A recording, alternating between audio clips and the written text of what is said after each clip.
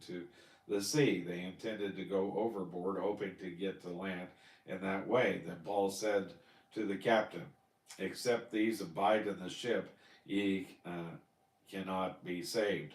Acts, Acts chapter 27, verse 31. The captain who could have said, "Wait a minute, you already told me that none would perish," and he would have been right. That is what Paul had said. That's what God's side. That was God's side of it. Now none would perish, but the condition was, "Except these abide in the ship, and ye cannot be saved." That was man's side of it. They had to stay in the ship. Now God knows who the elect are. I don't. Someone came to Spurgeon one time and said, "Mr. Spurgeon, if I believe as you do, I would not preach like you do.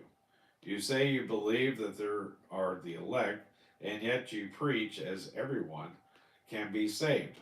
Spurgeon's answer was, "They can all be saved. If God had put a yellow streak up and down the back of the elect and go up and down the street lifting up shirt tails to find out who had the yellow streak up and down his back, then I'd give that person the gospel.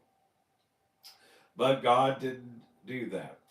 He told me to preach the gospel to every creature, and that whosoever will come, that is our marching order.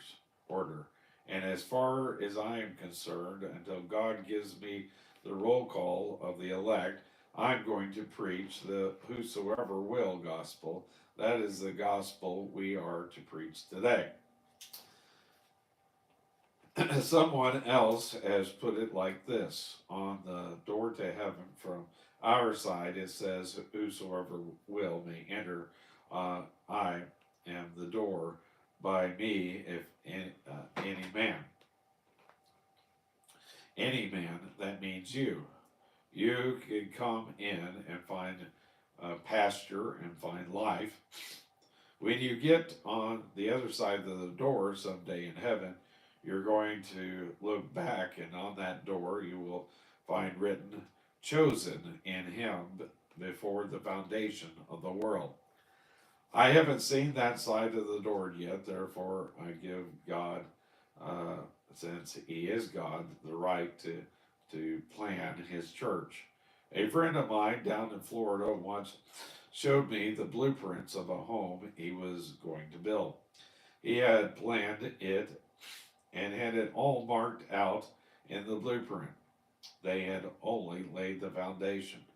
But he and his wife showed me where everything was going to be. Later on, when we were in that home to visit them, it was just like they planned. They didn't have supernatural knowledge, but as far as I know, no one has questioned whether they had the right to do that or not.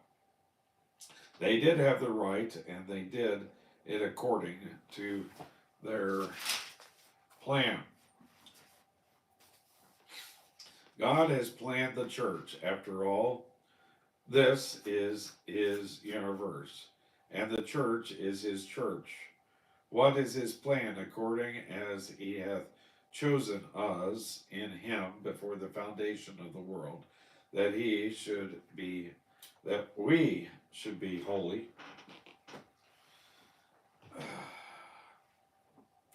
without blame, before him in love. Okay. I can't help it if my favorite glasses are falling apart. Well, actually, I do have another favorite glasses. They're upstairs on my nightstand. Maybe I need to bring them down and use them instead of these. But anyway, now the words in love are connected with these with verse 4, but actually with verse 5 in love. And so that concludes that section. We're going to move on